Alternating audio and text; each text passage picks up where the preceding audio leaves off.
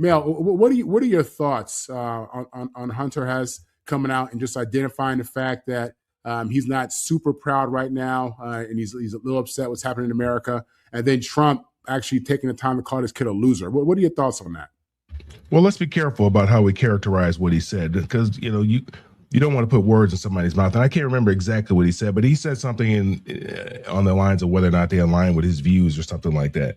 And so he wasn't bad mouthing, the U.S. He was speaking his truth, and the president, he's going to speak out. I mean, it's amazing. This guy has more time than anybody to figure out, to talk about anything and everything, and to comment on anything and everything.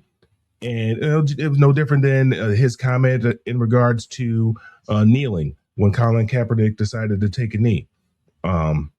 When he started talking about, should fire that SOB. Well, I mean, I took offense to that because you're calling my mom a B. I took offense with that. That's offensive.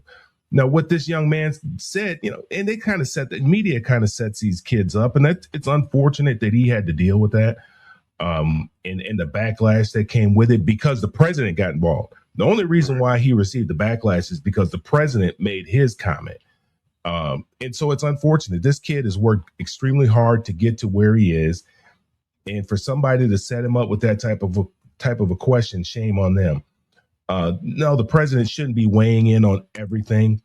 It wasn't that big of a deal what he said, but obviously anything contrary to how he thinks, he feels he has to weigh in on it.